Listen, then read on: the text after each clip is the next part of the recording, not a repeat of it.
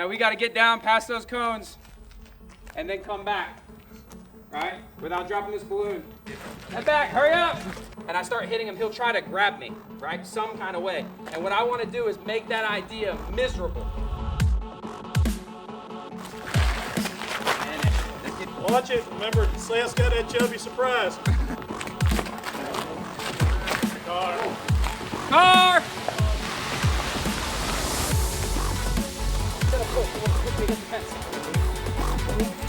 This is gonna. So I go bing, we need to stop this hand, grinding that thing in there. It's a weapon, use it.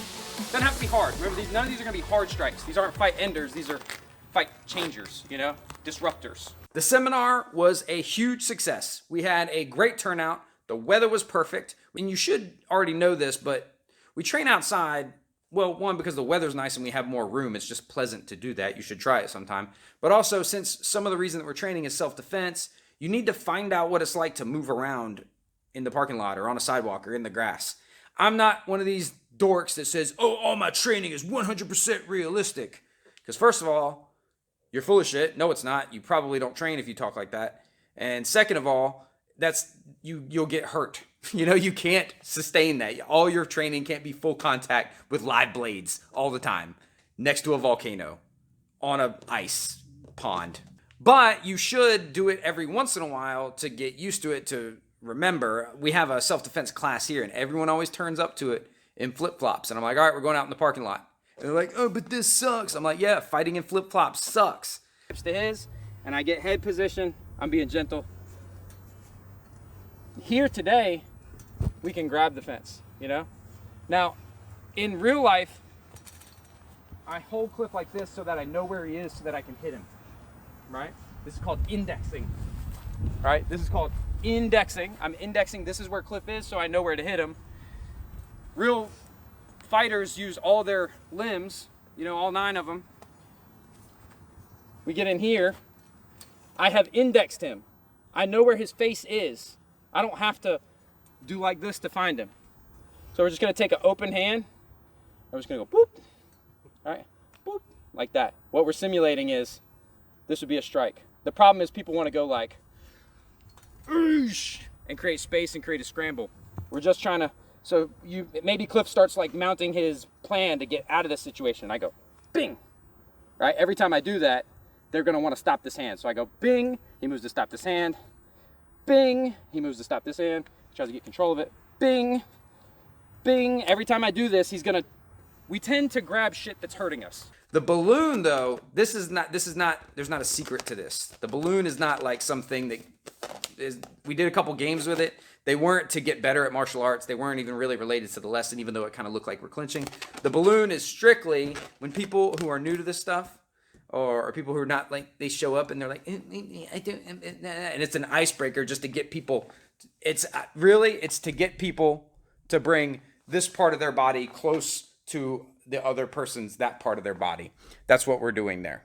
I battle back and forth whenever you do a martial arts seminar. Do I teach like principles and conceptually, and do I like give them like one thing and we just get really good at that one thing, like finishing this takedown or landing this kick? But what do people want? They want like one weird trick to annoy sparring partners, right?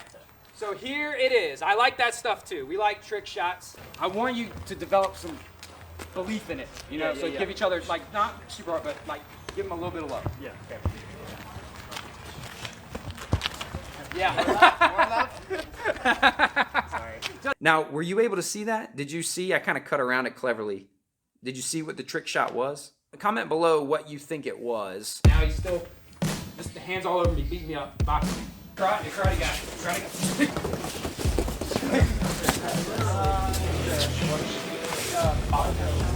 Touch his wrist, and then go to your hands. Shoot. Cross here. And get this. Don't chase his hand.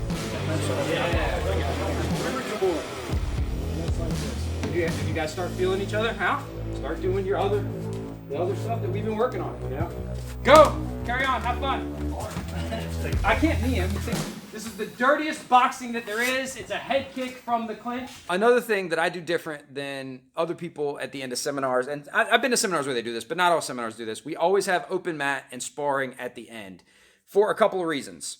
One, a lot of people traveled really far and paid money to be here, and I want to make it worth their time. Like I want to get them, the instruction and maybe get a good workout in, maybe learn some things, maybe get some rounds in with some different people. I want them to get a lot of value out of it. Two, it helps me in the same way. Like I get to spar with different people that I don't spar with all the time. Three, some people just want to, fuck around and find out. That happens. This was the first seminar we've had where somebody didn't try something crazy in sparring and like really come after me. Sometimes other people, but usually always one joker drives 4 hours and pays $30 to like take a shot at the title, like to beat up an old washed up amateur. I don't know what they think, but it never works out. We never publish those videos because, and we've covered that in the podcast before, I don't want to give anybody any fame, but this was the first time nobody tried anything cute. Nobody tried to hurt me. It was great. I am putting the seminar up on Teachable. Now, it was just filmed, like just Maddox with a camera as if he was an attendee. So it's not like us teaching to the camera specifically. I kind of wanted you to get the vibe of like you were at the seminar. But almost all of it, with very few exceptions, almost the entire instructional part of the seminar is up on Teachable, including all the little trick shots. It's not really expensive. We just put it up because everyone always asks. They want some sort of digital version of it. They can't attend because they're in England or Australia or Canada. But we're going to be doing this again in the spring. I think we're going to be doing our curriculum we call Rated R Sparring, which is almost all trick shots. It's almost all annoying bullshit to land on sparring partners and get them mad at you. Do you not do this to your friends, or do you only do it to your friends? You do it to your friends one time, right? And then they say, okay, yeah, that was cool. Yeah, don't do that anymore.